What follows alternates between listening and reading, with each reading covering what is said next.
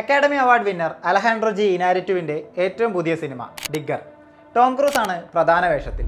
സിനിമയുടെ ട്രെയിലർ കഴിഞ്ഞ ദിവസം പുറത്തിറങ്ങിയത് മുതൽ ഇങ്ങ് കേരളത്തിൽ ചർച്ചകൾ സജീവമാണ്.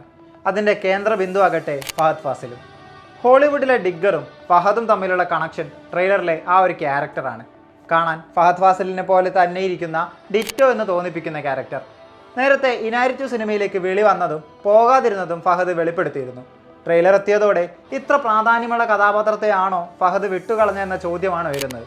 ആവേശത്തിന് ശേഷം ഫഹദ് സോളോ ലീഡ് റോളിലെത്തിയത് ഓടും കുതിര ചാടും കുതിരയിലാണ്. സിനിമ തിയേറ്ററിൽ പരാജയമായി. വടിവേലുവിനൊപ്പം എത്തിയ മാരീശനും പ്രതീക്ഷിച്ച വിജയം കണ്ടില്ല. ഏട്ടയ്യാൻ, ബോഗൈൻവില്ല, പുഷ്പ 2, പേട്രിയറ്റ് അങ്ങനെ സൈഡ് റോളിലും വില്ലനായും പിന്നെയും എത്തിയ ഒരുപാട് ചിത്രങ്ങൾ. ഫഹദ് ഫാസിൽ എന്ന നടനെ ഉപയോഗപ്പെടുത്താതെ പോയ സിനിമകളായി അവയിൽ പലതും. അഥർവ നായകനായ coming of age romantic drama Idhayam മുരളിയിലാണ് ഫഹദ് അവസാനമായി എത്തിയത്. ഇതിന് പിന്നാലെ ഡിഗ്ഗറിൻ്റെ ട്രെയിലറും എത്തിയതോടെ ഈ ക്യാമ്പിയോ വേഷങ്ങൾക്ക് വേണ്ടിയാണോ അത്രയും വലിയ ക്യാരക്ടർ വേണ്ടെന്ന് വെച്ചെന്ന ചോദ്യം ഫഹദിന് നേരെ തിരിയുകയാണ്. സറ്റേറിക്കൽ കോമഡി ഓണറിലെത്തുന്ന സിനിമയാണ് ഡിഗ്ഗർ. ഹ്യൂമാനിറ്റിയുടെ സേവിയർ താനാണെന്ന് തെളിയിക്കാനുള്ള നായകൻ്റെ ജേണിയാണ് സിനിമയുടെ പ്ലോട്ട്. ടോം ക്രൂസ് ടൈറ്റിൽ റോളിലെത്തുന്നു. ഇനാരിറ്റുവും ടോം ക്രൂസും ആദ്യമായി ഒന്നിക്കുന്ന സിനിമയെന്ന പ്രത്യേകതയും ഡിഗ്ഗറിനുണ്ട്. ട്രെയിലറിൽ ബ്രിട്ടീഷ് ആക്ടർ റിസ് അഹമ്മദ് അവതരിപ്പിക്കുന്ന ഗണേഷ് എന്ന ക്യാരക്ടറിലേക്കാണ് ഫഹദിന് വിളി വന്നതെന്നാണ് ഉയരുന്ന പ്രധാന വാദം. ആ ക്യാരക്ടറും ഫഹദും തമ്മിലുള്ള റിസംബ്ലൻസും മുൻപ് ഇനാരിറ്റു സിനിമയിലേക്ക് തനിക്ക് വിളി വന്നിരുന്നുവെന്ന വെളിപ്പെടുത്തലുമാണ് ഇതിനാധാരം.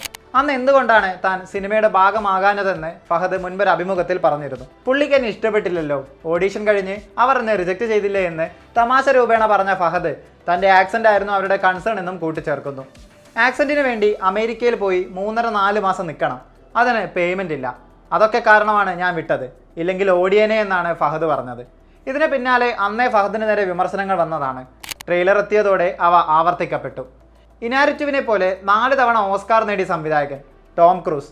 അങ്ങനെ ഫേമസ് നെയിംസിനൊപ്പം വർക്ക് ചെയ്യാനുള്ള ഗോൾഡൻ ചാൻസ് നഷ്ടപ്പെട്ടതിലുള്ള നിരാശയിലാണ് പ്രേക്ഷകർ. ഈ വർഷം ഒക്ടോബർ 26-നാണ് ഡിഗ്ഗർ തിയേറ്ററുകളിലെത്തുന്നത്. അടുത്തതായി പുറത്തിറങ്ങാനിരിക്കുന്ന ഫഹദ് ചിത്രം ഡോണ്ട് ട്രബിൾ ദ ട്രബിൾ ആണ്. SS രാജമൗലി പ്രസന്റ് ചെയ്യുന്ന ഫാന്റസി അഡ്വഞ്ചർ തെലുങ്ക് ചിത്രം സെപ്റ്റംബർ 11-ന് തിയേറ്ററുകളിലെത്തും. ഭാവന സ്റ്റുഡിയോസിന്റെ കരാട്ടെ ചന്ദ്രൻ, തരുൺ മൂർത്തിയുടെ ടോർപിഡോ, അങ്ങനെ പോകുന്ന ലിസ്റ്റ്. പനോരമ സ്റ്റുഡിയോസുമായും ഫഹദ് 2 സിനിമകൾ സൈൻ ചെയ്തിട്ടുണ്ട്. സംവിധായകരുടെ പേരും മറ്റ് കാസ്റ്റും ക്രൂവും ഒന്നും അനൗൺസ് ചെയ്തിട്ടില്ല. അടുത്ത വർഷം ഈ സിനിമകളും തിയേറ്ററുകളിൽ എത്തുമെന്നാണ് കരുതുന്നത്. ഹോളിവുഡ് സിനിമയിലെ ചാൻസ് നഷ്ടം അലട്ടുന്നുണ്ടെങ്കിലും വരാനിരിക്കുന്ന ഫഹദ് ചിത്രങ്ങൾ ആ സങ്കടം അകറ്റുമെന്ന് പ്രതീക്ഷിക്കാം.